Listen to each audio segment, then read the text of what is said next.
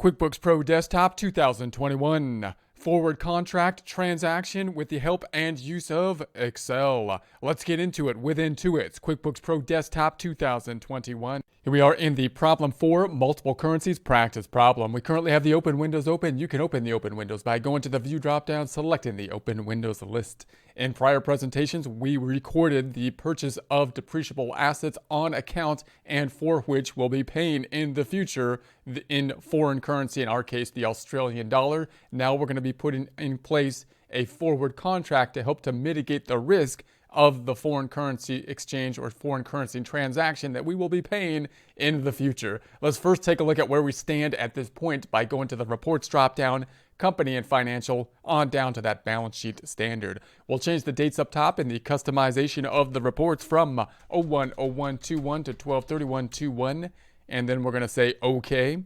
So we have then the machinery and equipment on the books at the $60,000. We have the accounts payable on the books at the $60,000. We're going to be paying it, however, in Australian dollars in the future. The fact that that then can change provides us with some risk. How can we mitigate that risk? Well, we could use a forward contract to do so. So let's think about how that would work in Excel first, and then we'll come back over here and see it in QuickBooks. Excel can help us to have a more transparent type of look at this.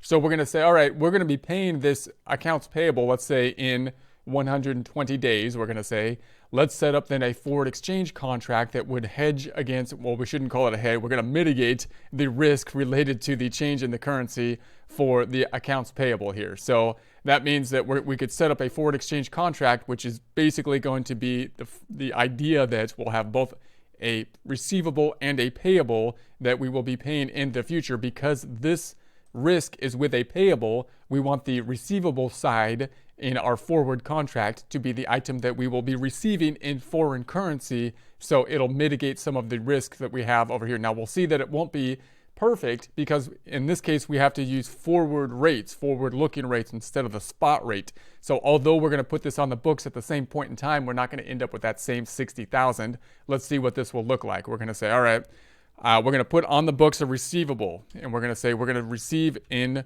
120 days the dollars from an exchange broker. So we're going to get that from the exchange broker, and then we're also going to have a payable that we're going to pay within 120 days. 120 days, a payable that's going to be paid in dollars.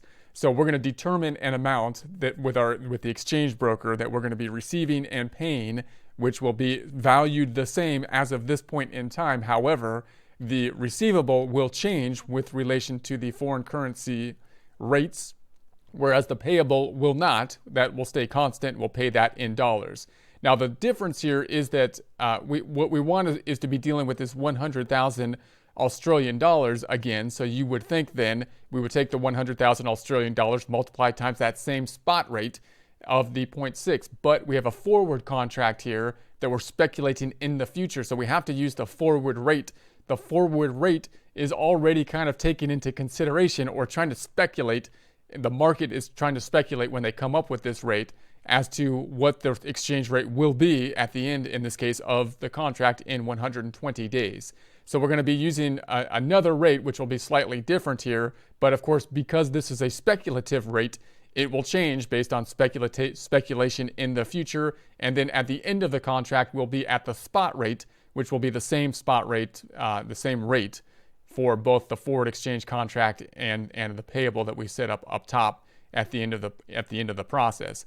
So I'm going to put this on the books. Let's pull out the trusty calculator first. We pull out the trusty calculator. We're going to say we want it for the 100,000, once again, the forward exchange contract, because we want it to mitigate the risk on the 100,000 that's behind this accounts payable here. So we're going to take that 100,000 times the forward rate, which is now the 0.609. So that's going to be the 60,900 that we have here. So I'm going to be valuing this. We're going to say this is going to be the 100,000 here times the forward rate as of the same date. That's the 60,009. That will then be the debit and the credit. Recording this out then, we've got the foreign currency receivable that we're going to have on the books is now at the 60,009. And then we have the payable that's going to be in dollars at the 60,009. So there we have that. Now on these items, Note that this one will remain constant for the whole time period. We're not going to revalue it because we've agreed that we're going to pay that in dollars. This one, the receivable, will change over time because it's going to be paid in foreign currency and we're going to have to revalue it, although we'll have to revalue it basically on the speculative rate, the forward rate. Now, because we have the receivable on the books here and a payable on the books, so this payable is going to be paid in foreign currency, this receivable is going to be received in foreign currency, the changes to the currency rates would, to some degree at least, cancel each other out because they're going in opposite directions in theory. Although, again, it's not perfect because we had to use not the spot rate to put the receivable on the books, but rather we used the forward-looking rate. So it's not going to be a perfect match, but we can still kind of use it to mitigate the risk that we have. That would be the concept. That would be the idea of it. So in the following presentation, we'll put this up in the QuickBooks system. In order to do that, we're going to have to set up a receivable for the foreign currency receivable, which we could just put into normal receivables, but I like to make another account just so we can have this broken out in its own account so we can see it, matched up in this way. We can see the two sides of this forward contract on the books.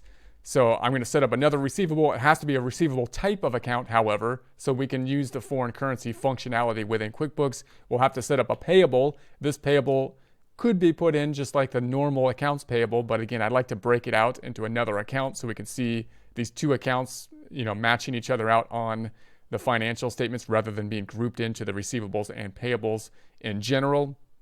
And obviously the receivable will have to be in the foreign currency, the Australian dollars. We'll also have to have a customer set up in order to use the receivable and payable accounts. We'll have to have a customer and a vendor to be set up for the exchange broker as well. So we'll put that in place next time within QuickBooks.